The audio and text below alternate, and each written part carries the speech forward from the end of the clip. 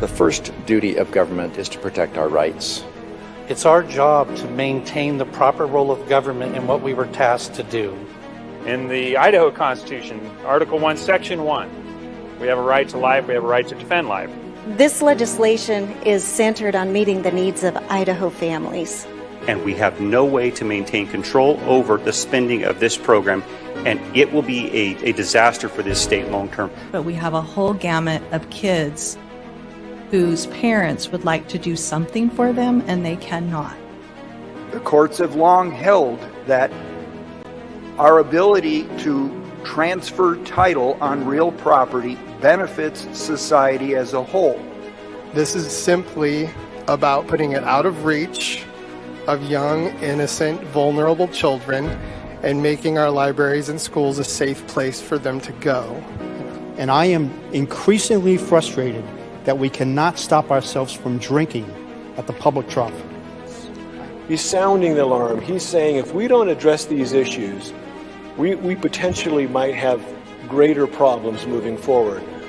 I feel like we're back to an unappointed board that gets to decide who is essential and who is non-essential. If I was looking at a business and I was looking at these figures, there would be heads rolling because this is unsustainable. We're supposed to be bottom-up government. We're supposed to be representing my citizens' ideas and your citizens' ideas, and we're supposed to be discussing them and debating them to come to a conclusion. And for me, it's about a couple things. It's about food security, it's about national security, and it's about preserving American exceptionalism. The First Amendment and our freedom of religion, freedom of speech are our first liberties. They are so important. We don't have the rest without them.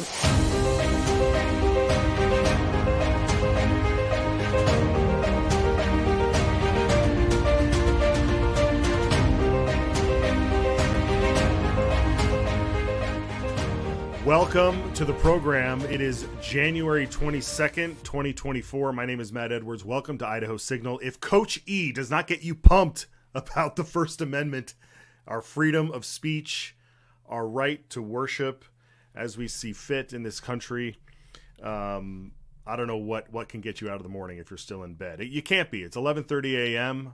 over in the south, 10:30 a.m. in the north.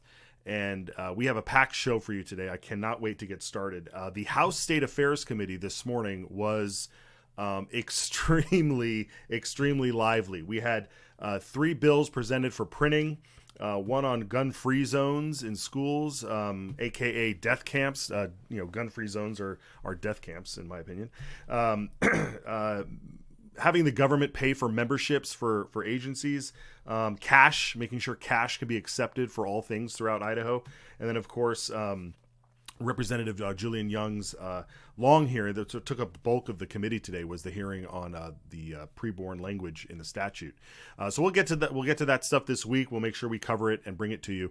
Who I want to bring on right now, though, is the president of the Idaho Family Policy Center. I hope I got that right. Blaine Kadri is with us. Blaine, welcome to the program. I know that you have been working.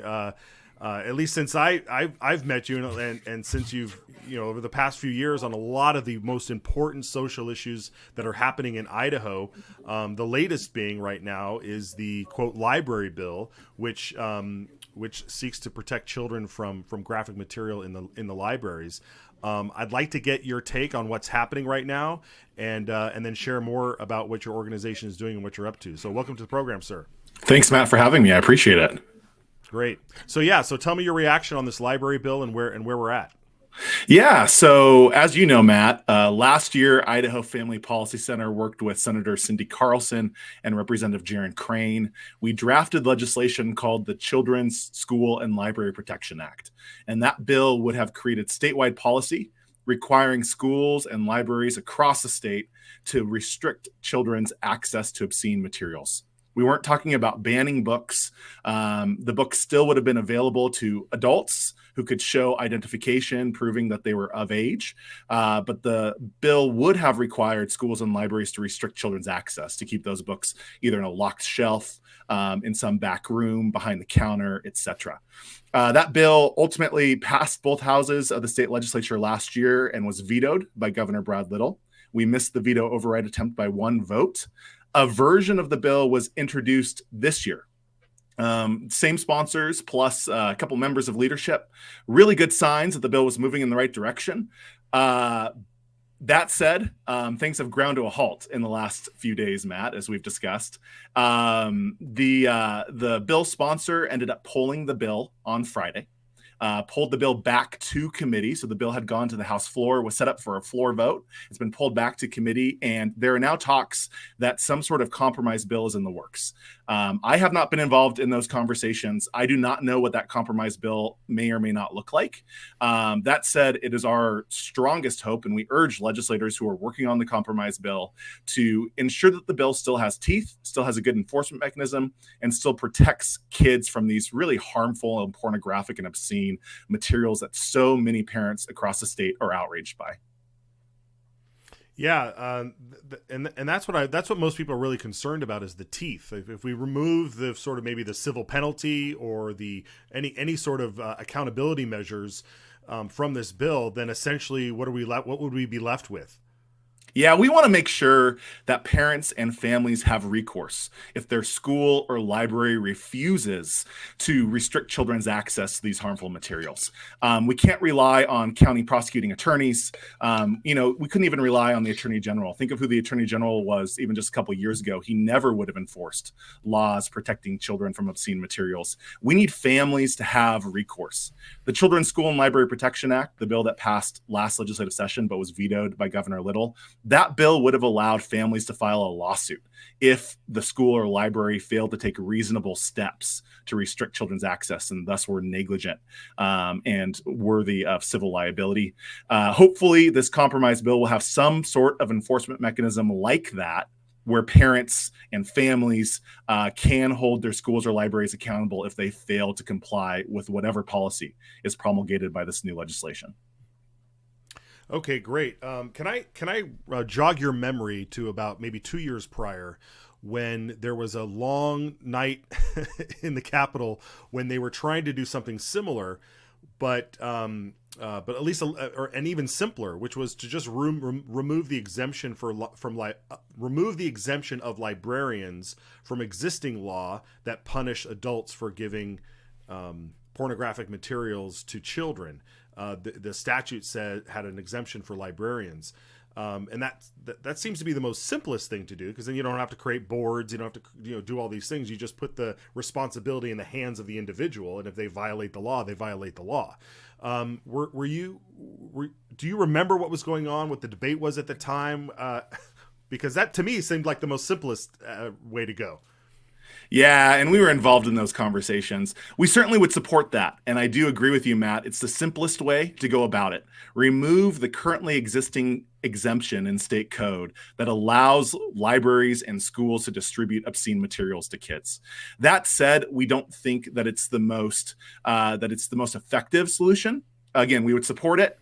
The reason why we would say it's not the most effective solution is because when you have criminal charges brought against a librarian or a teacher, the prosecuting attorney has to prove what's called mens rea, or criminal intent, which would mean that the prosecutor would have to prove the teacher or librarian knew that those materials were harmful, and then intended to give those materials to a child.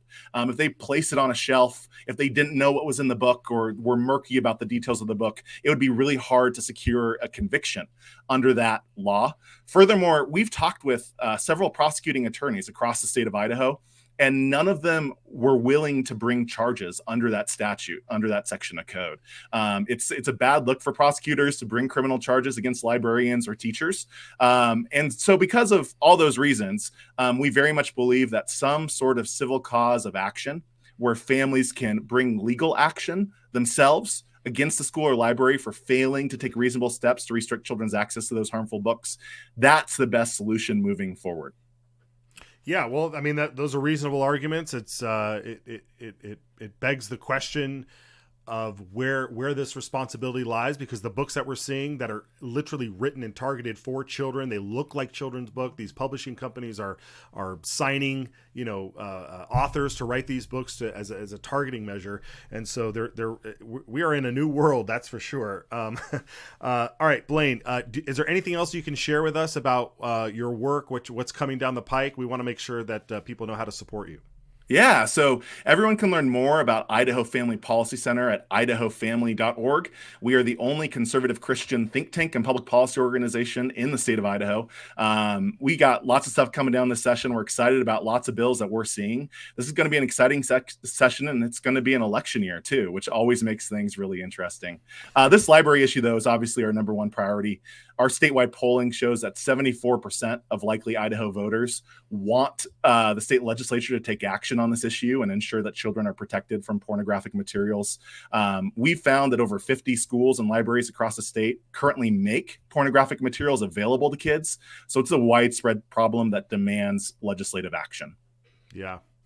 Okay, great. Well, Blaine, thank you so much for taking the time today. I'm going to have you back to keep track of what's going on for the next few months. Thanks so much, Matt. Appreciate it. All right, take care. All right, folks, we'll be right back. There's a saying in Idaho, Esto perpetua. It is forever. But the truth is, nothing lasts forever. Not without a fight. The Gem State is ours to fight for. It is ours to win. For life and liberty. For honesty and integrity. We ride together.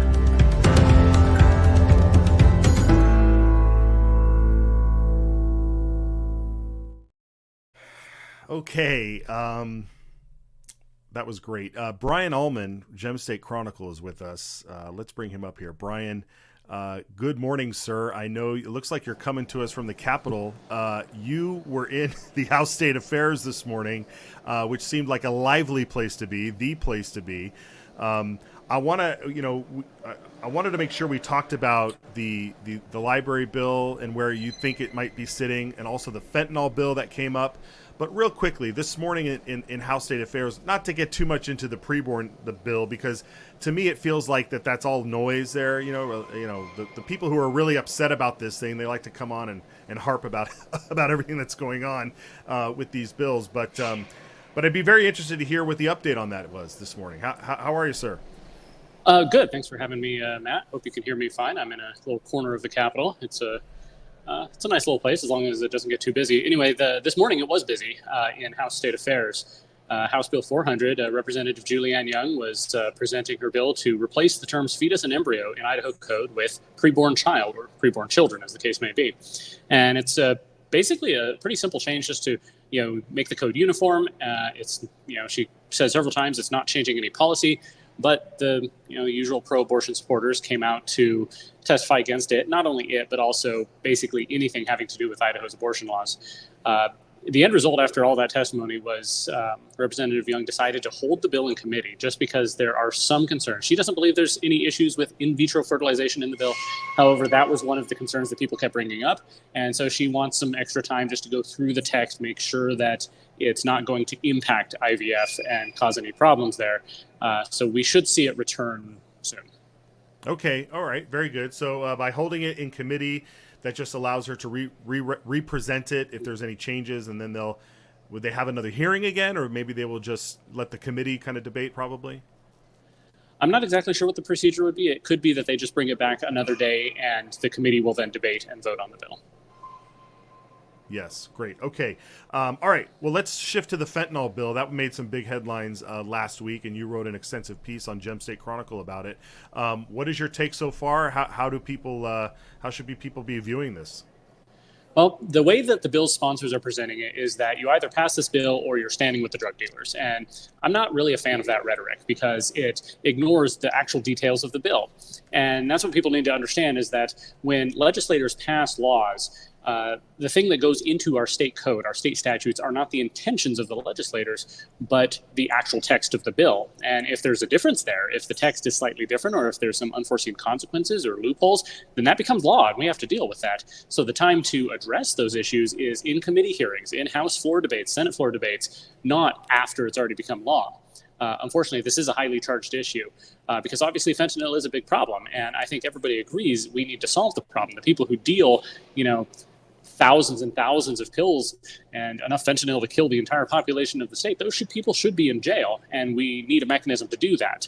However, the question is this bill the best way to accomplish that? It's not, do we stand with the police or stand with drug dealers? It's, is this bill going to accomplish what we want it to accomplish? And for me, there's a couple of issues. Do mandatory minimums work to deter crime and drug abuse? That's a question.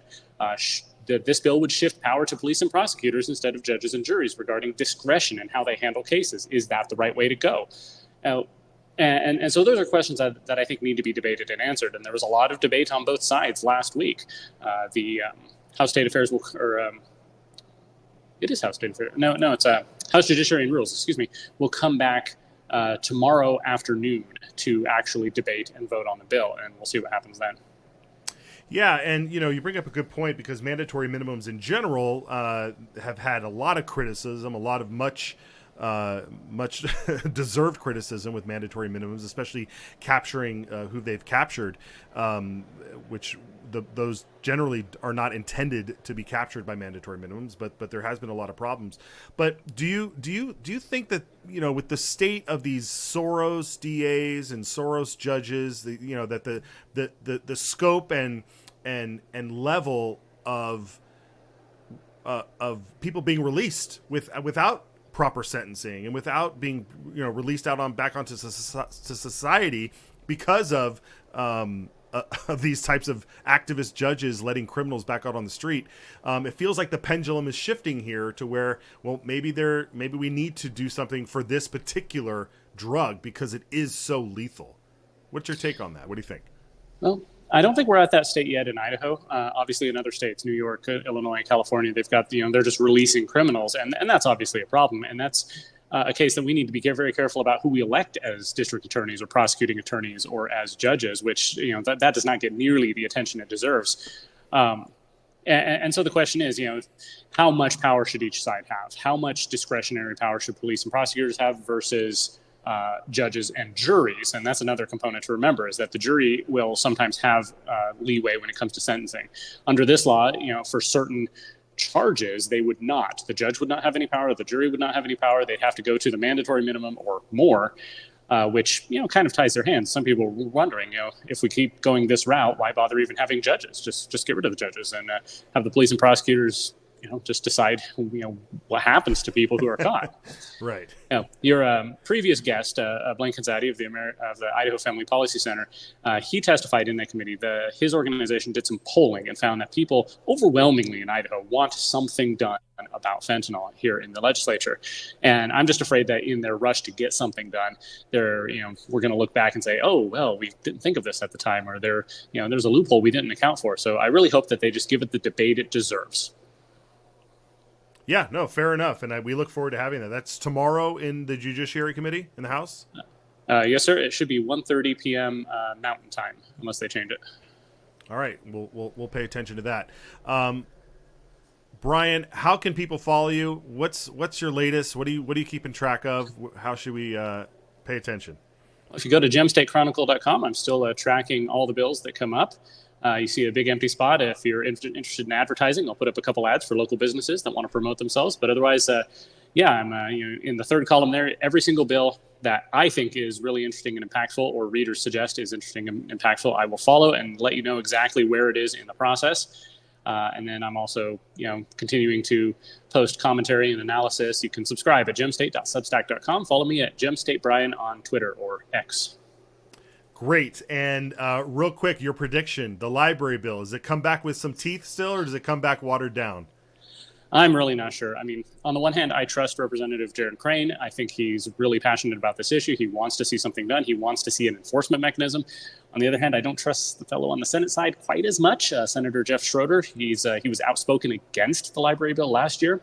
is he's got a tough election coming up against former state senator Christy Zito, and he wants to have something to take back to his constituents to say he's something resembling a conservative. So I don't know what's going to happen, and I will wait to see what happens. We all will. All right, Brian, thanks so much for joining us. Thanks, Matt. All right, folks, we'll be back with Ron Nate from the Idaho Freedom Foundation. All Idaho lawmakers swear an oath to support the Idaho and U.S. constitutions. But how's that working out for you? Because not all Idaho lawmakers share the same values. That's where the Citizens Alliance of Idaho Pledge comes in. 10 statements inspired by those two founding documents that are designed to preserve our shared values. Values such as education freedom, safeguarding free speech, defending our protected right to self-defense, and being responsible stewards of taxpayer dollars. When a lawmaker signs the pledge, they are performing an act of political courage, accepting the challenge to be a champion for our values, and serving with political integrity. To find out if your lawmaker signed the pledge, visit idahopledge.com. Paid for by Citizens Alliance of Idaho. We ride together. All right, welcome back. It is my pleasure to bring on Ron Nate of the Idaho Freedom Foundation. He's was just placed in the president role this year, and but the work continues at IFF. And one of the things that they do fantastic over there is hold these Capital Clarity events. So we want to get into that. But Ron, I have to ask you, well, first, welcome to the program. And how is it in the president's chair, so to speak?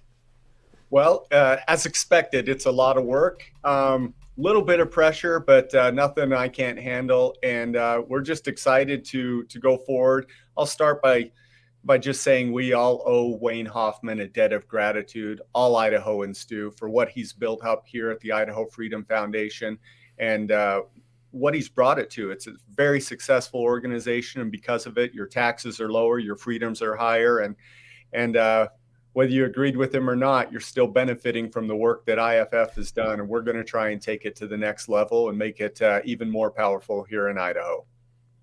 That's great. Yeah, definitely a trailblazer, and I know my organization wouldn't be where it's at without him on the wall, and all the folks that have been at IFF, including the work that's done to help legislators be held accountable, watching votes and so forth. And so you know during your time in the House, it was always lively, and Idaho is much better for you having been in the House. But seeing you in this role is very exciting. What can you tell us about Capital Clarity, and what please explain it for those that don't know. Well, yeah, if you don't know, Capital Clarity is a weekly event during the legislative session.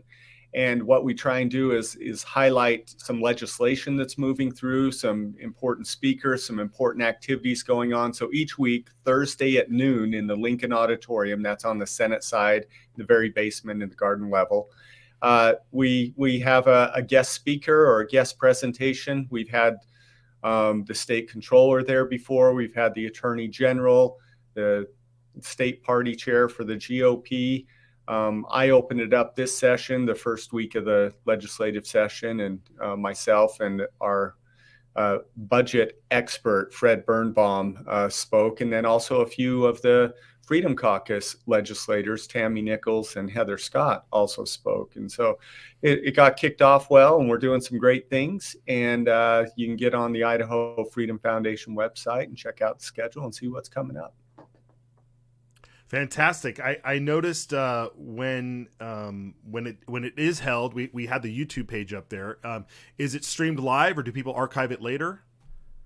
It's streamed live and recorded, and so you can watch it at later times too. And so yeah, there you can see some of the past ones that we've done, and you can check them out. So week 2's posted. Week 3 will be coming up this week.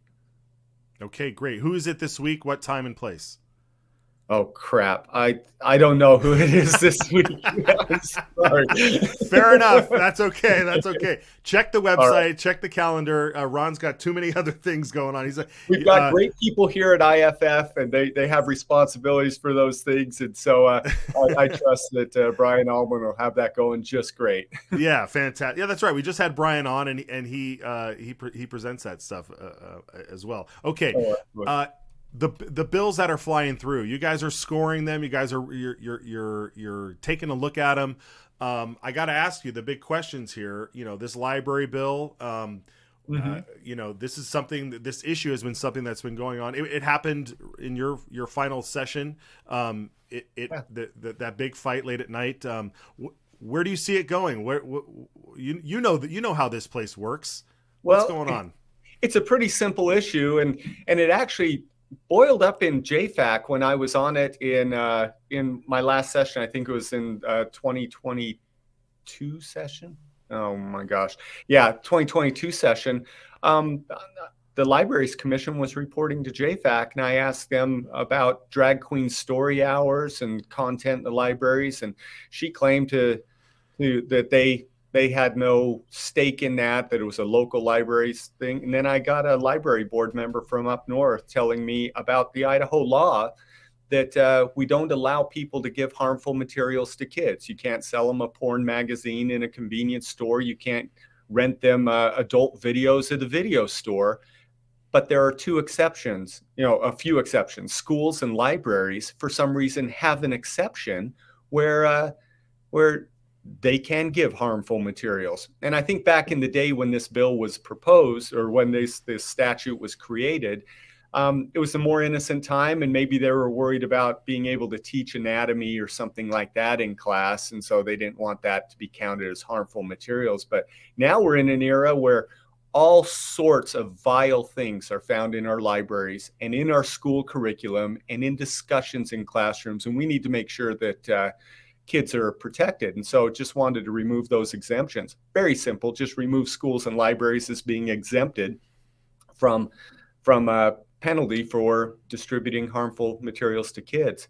Well, the liberal library establishment just went ballistic. And so now we've been through 2 years of trying to pass watered down bills, and there was even a watered down one started here at the beginning of this legislative session. I understand there's another one coming, and I don't have much faith that it's going to be better or have much teeth in it. And I'll tell you what, here's the warning flag. If the Library Association is supportive of the bill, you know it's not doing anything. That's a good red flag. All right. Well, I want to shift gears a little bit because when you were in the House, you were part of JFAC. You taught at BYU. What subjects were you teaching there? I'm an economics professor. I taught for 25 years. I taught principles of micro and macro. I taught law and economics, public economics, quantitative methods. Right. Economics is just awesome. By the way, before I move on, I should let you know that Capital Clarity this Thursday is Glenita Zeiderveld, Senator Glenita Zeiderveld. She'll probably be talking a little bit about the Department of Health and Welfare and some of the mismanagement that's been going on there and what kind of accountability we can expect. Excellent. Okay, Senator Zeiderveld will be at Capital Clarity this week. Make sure you get on down there to watch that or stream it on their YouTube channel. Okay, so when it comes to economics, when it comes to our budgets, when it comes to spending in Idaho, where are we at? What is IFF thinking about this year? What are you expecting to see? Well, I think budgets should be the issue this year. Last year, we ended up at nearly $13.9 billion of a state budget. Now, for perspective, when I first came into the legislature in 2015, the budget was just approaching $7 billion. So in just over 8-9 years, it's doubled.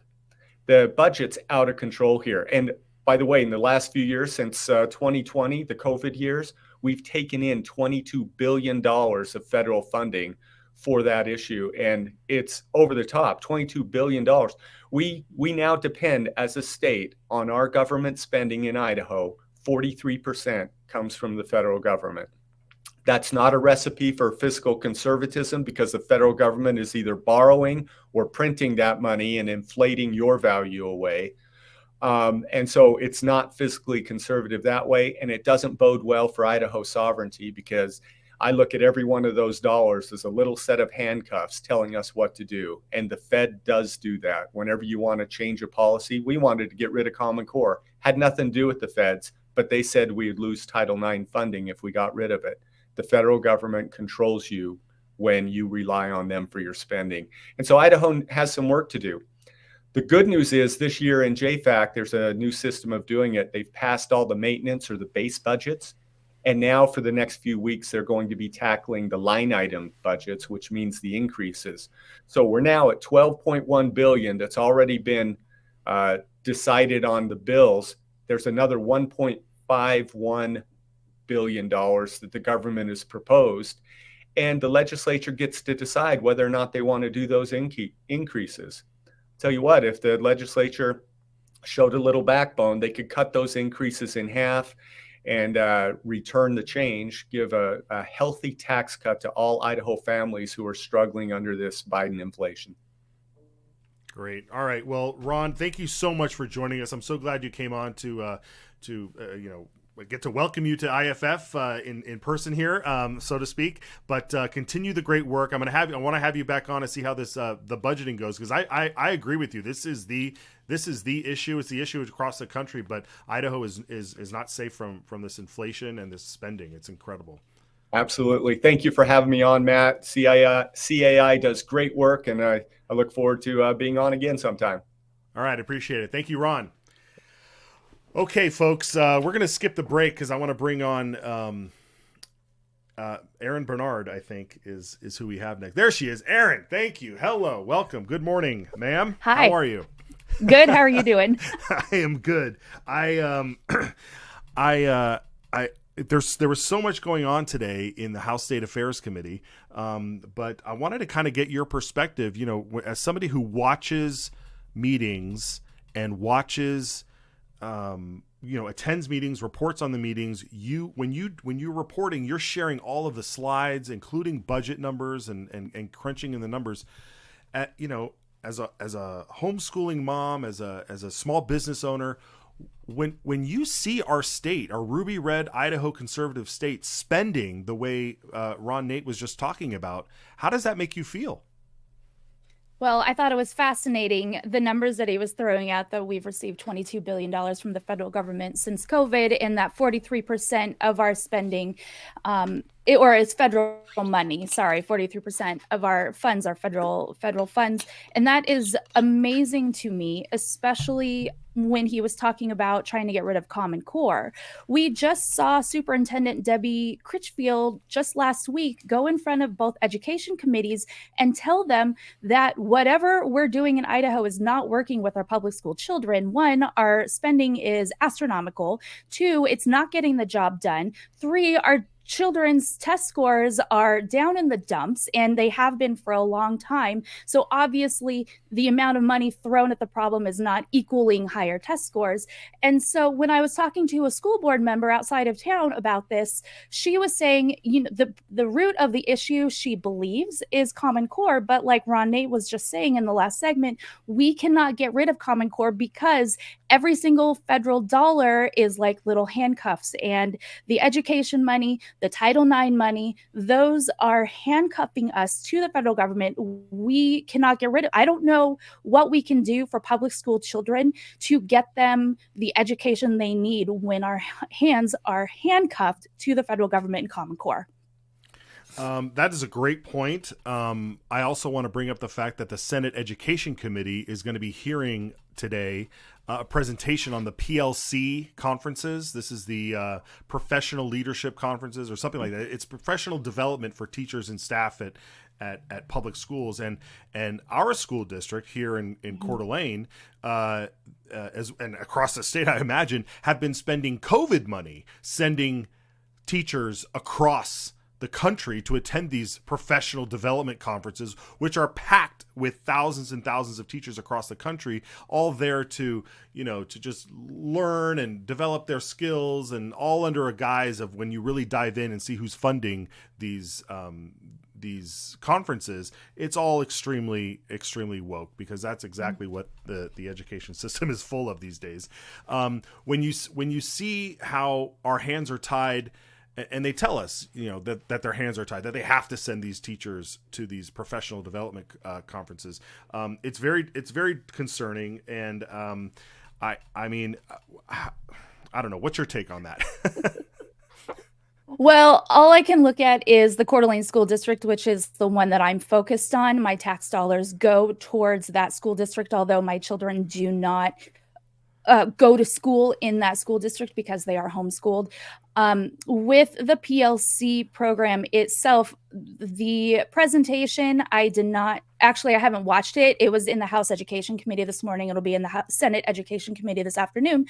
But the PLC program, normally our school district will send teachers to Denver, which is where their headquarters is, to go to these conferences. Well, this last year, our superintendent was able to persuade the school board to approve almost $500,000, primarily of COVID ARPA funds, to be able to bring the PLC the workshop up to Coeur d'Alene at Lake City High School for a one-day convention for all of these teachers to come in and do these workshops.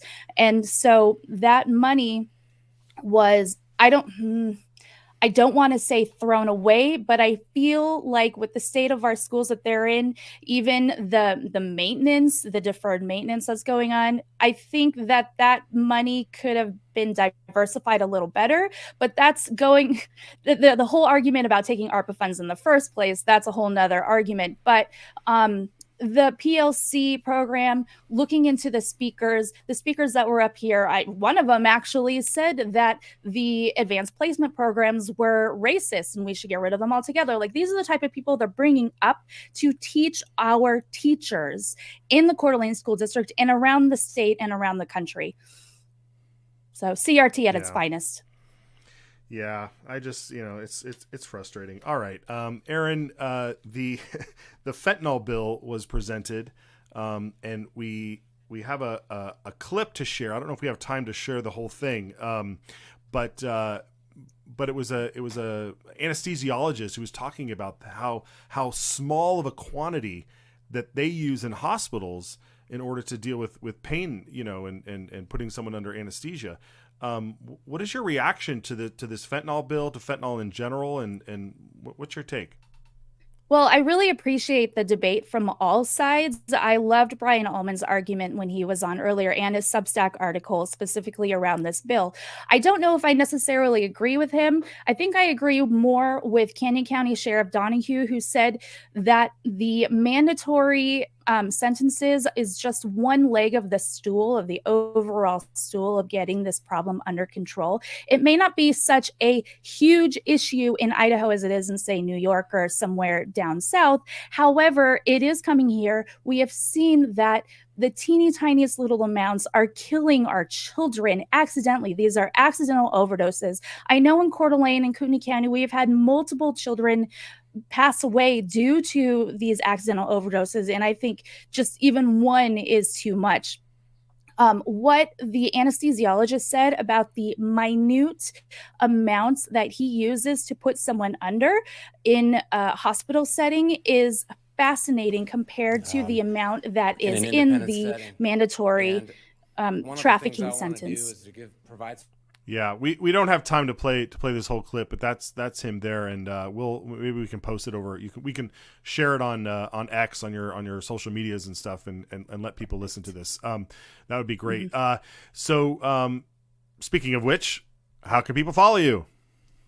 Yes, you can find me on Facebook, Twitter, X, Telegram, TikTok, Instagram, all under Casey Spectator. I post most often on Telegram. That's where I do it's not live tweeting, but it's similar. It's live telegramming. That's where I post all the information in the meetings that I'm in. You can go to my website, caseyspectator.com. You can sign up for my emails. I post the notes of the meetings that I attend in person or I watch online so that you can be informed of what's going on in Kootenai County and sometimes the state. I leave more of the state information to smarties like Brian Ullman and Stop Idaho Rhinos. I leave that to them. I kind of focus on Kootenai County on my website, but all of the opinions matter as long as we have a healthy discussion and not get into the emotional aspects of it. Go onto Twitter, go to Telegram, go to Facebook. I will join you there. Fantastic. Thank you, Erin, for coming on. We'll have you back. All right, folks, we will be right back with attorney Kate Hartley. There's a saying in Idaho, Esto perpetua. It is forever. But the truth is, nothing lasts forever. Not without a fight. The Gem State is ours to fight for. It is ours to win. For life and liberty. For honesty and integrity. We ride together.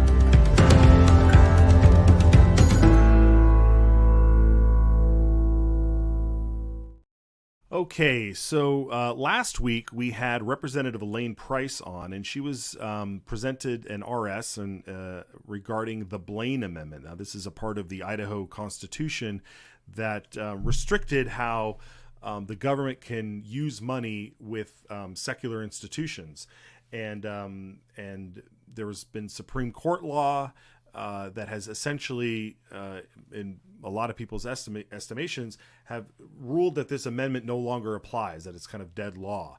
And so I wanted to bring on today attorney Kate Hartley from the Pacific Justice Institute to dive into this a little bit more, because this is something that I know that deals a lot with what her work does at PJI.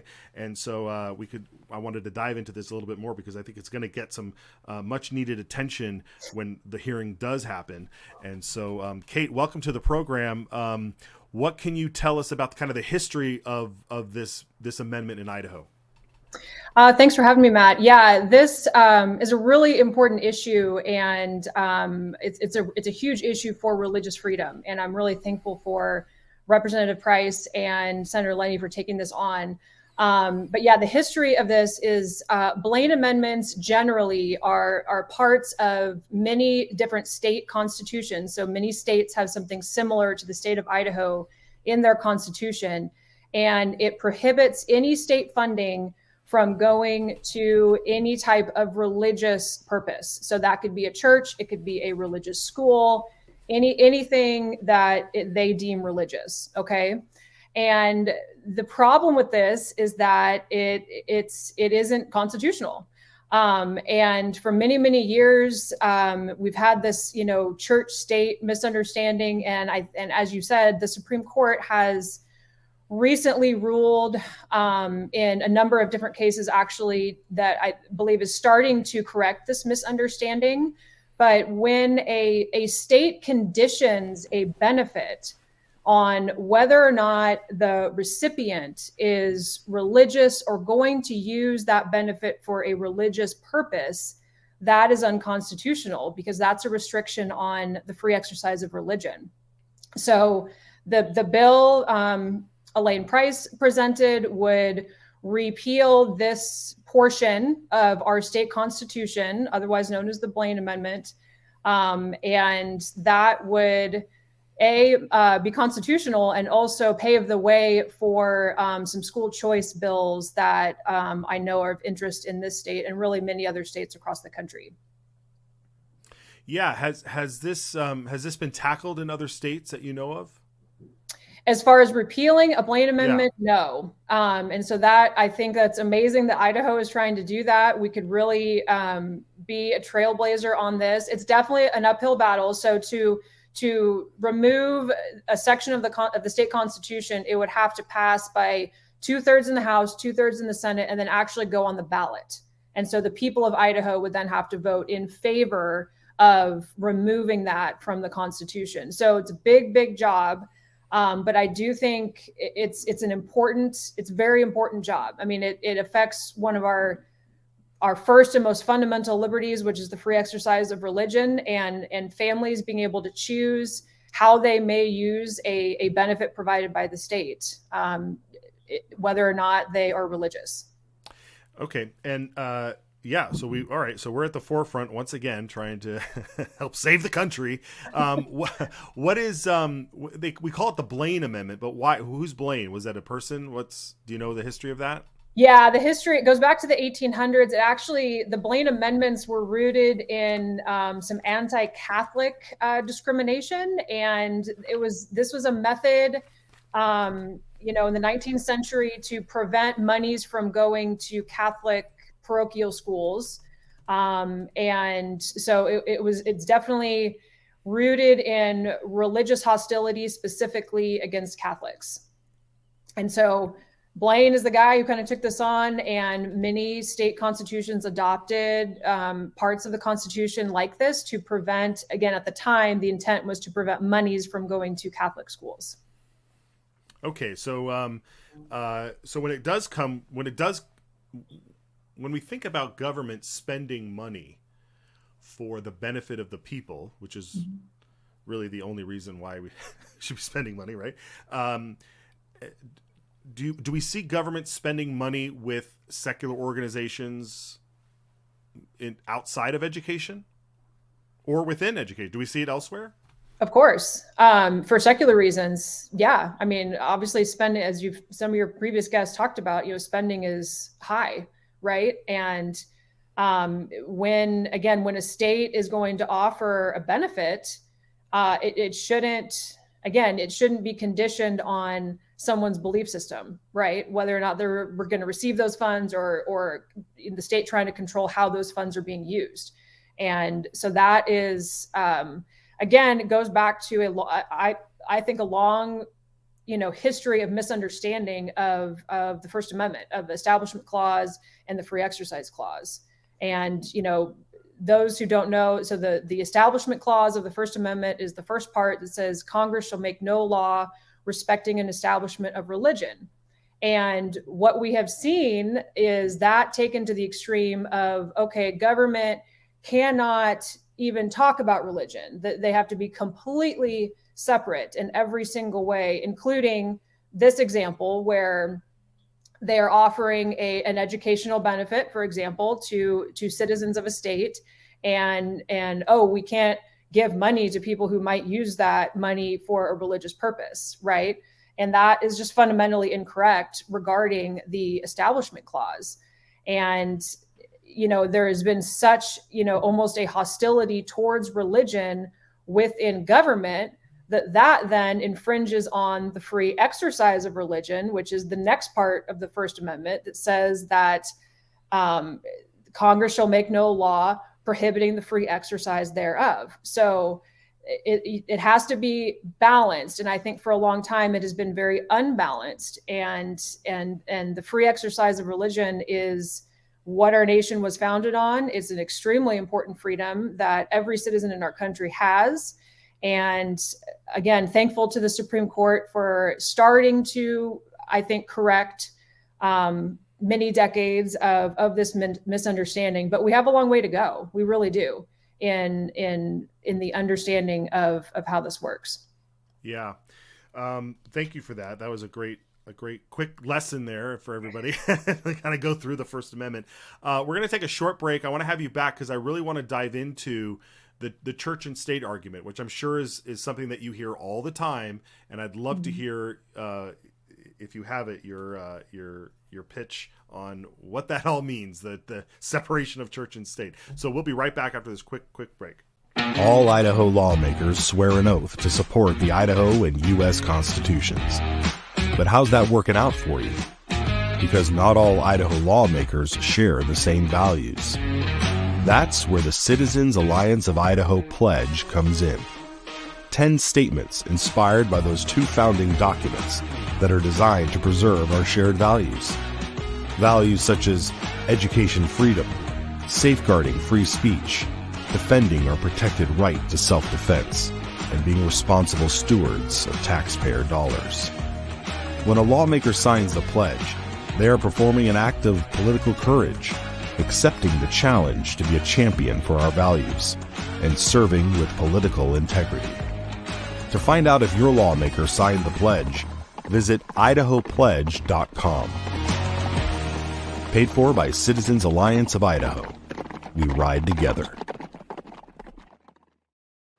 Okay, we are here with Kate Hartley of the Pacific Justice Institute. I appreciate you staying over for the next break here because the argument, we must have a wall of separation between church and state. The history tells me that first was mentioned by Thomas Jefferson to a concerned church person, church leader, where this term kind of set up. Can you walk us back to that era when when those terms were used? Yeah, exactly. And goes back to, we have to remember how our nation was formed, right? So the concern at the time was that, the Church of England, where these people came from, was a state-sponsored religion, right? And there was no freedom of religion. You had to be part of the Church of England. And obviously that was a problem for a lot of people that came over and founded this country.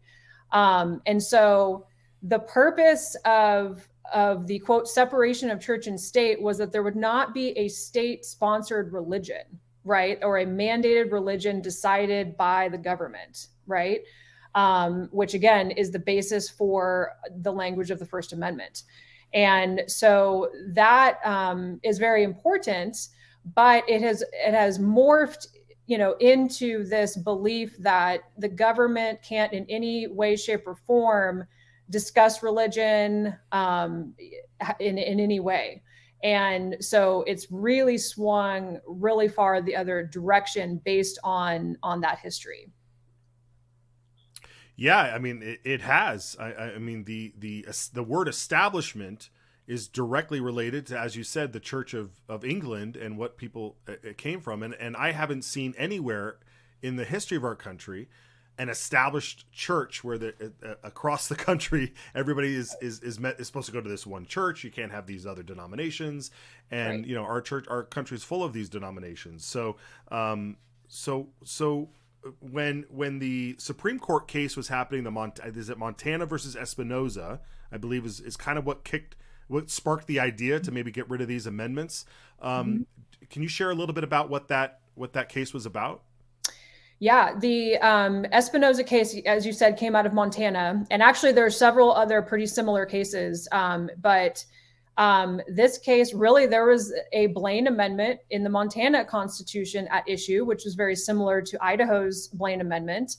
And the state of Montana was offering an educational benefit to people of the state. And they would not allow that to go out for those who wanted to use it for religious schools. And so that's what sparked that whole case. The Supreme Court said, no, that is a free exercise of religion violation. If you're offering a benefit and it is generally applicable to everybody, and you don't allow people to use it for a religious purpose if they choose, that is religious hostility, and that's a violation of the free exercise clause. And again, I would like to say, and Montana said we can't do this because of this, Blaine amendment in our state constitution. So we're in a similar position here in Idaho. I know that many citizens and at least some members of the legislature would like to pass some type of comprehensive school choice law, whatever that may look like. I know that's under heavy debate. But, we don't want this section of our Constitution to hinder those who may want to take advantage of that potential law and send their children to a religious school or homeschool their children and use religious curriculum or whatever that may be. And so that is definitely a potential happening here in our state. And it would be, great to pave the way for that by removing this part of our Constitution that really is just unconstitutional. Yeah, imagine that. Us wanting to be constitutional, wanting to do it by the book, and we're sitting there going, wait, it's already been ruled unconstitutional. Why don't we just like ignore our own constitution and move forward? No, we should address it and remove it when it's unnecessary. I mean, that's what they did with prohibition, right? I mean, they outlawed alcohol. Everybody was still drinking. They thought, well, this isn't working, so let's just get rid of it. I mean, it's the similar tactics that we should be taking as a representative republic. So I applaud you for that.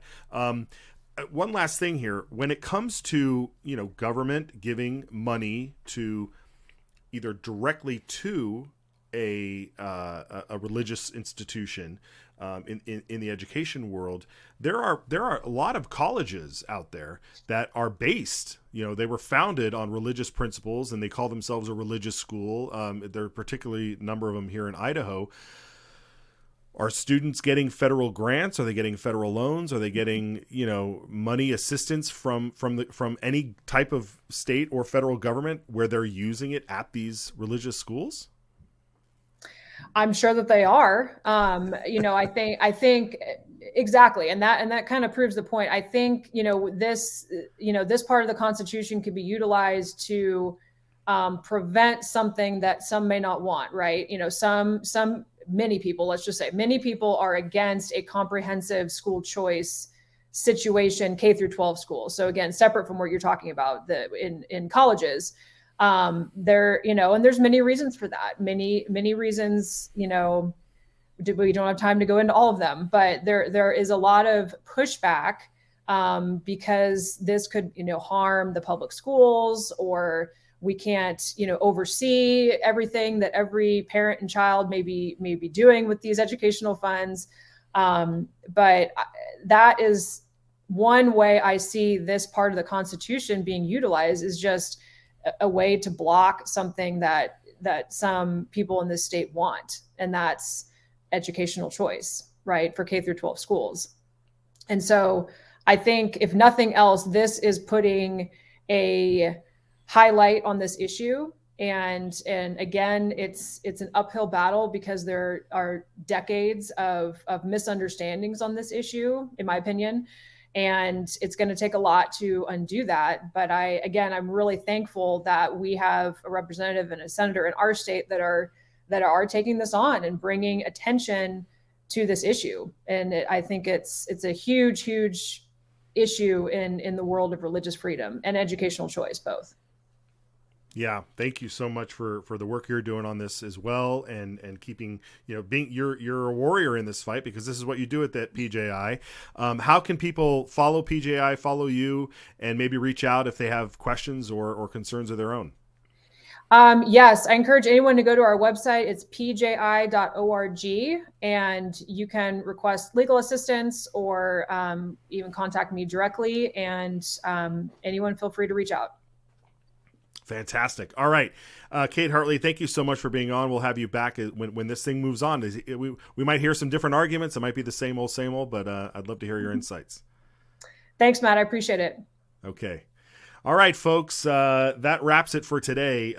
Like I said, the House State Affairs Committee earlier this morning was on fire, so we'll cover what was going on there this week and continue that discussion. To support Idaho Signal, go to idahosignal.com. It's as easy as that. I want to make sure that we stay on the air here and keep going, and we have a great team assembled. And if you go to idahosignal.com, you can show your support there. The other thing too is, the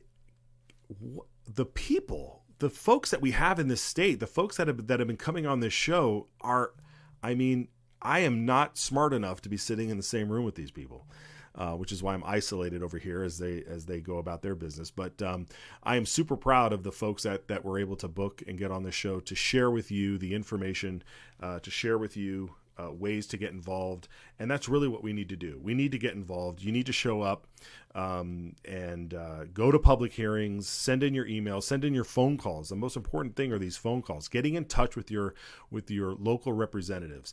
These folks, as you've seen on this program, they are normal people. They are you and me. We are a citizen legislature. And sure, a lot of them have been there for many, many years, and some of them get the marble dust going up into their brain and whatnot. But the folks that are still active, working for liberty, working for the people, they are approachable. And they will talk with you. They will sit with you. They will understand your situation and shine a light on what's happening and how you can get involved with their work. And many of them work without any support. And so you want to volunteer for some of these legislators, I'm sure they will take it. So get in touch with them. You can find out more at the legislative website. You can also go to standings.citizensalliance.org and find your legislator and reach out to them that way. So I want to thank you again for joining us today. This week, we're just going to have more great guests. So stick around, share the program, share the clips that come out, and we will see you tomorrow on Tuesday. Take care. This bill, I think, it puts a stake in the ground that says we have a sovereign right to protect what's ours.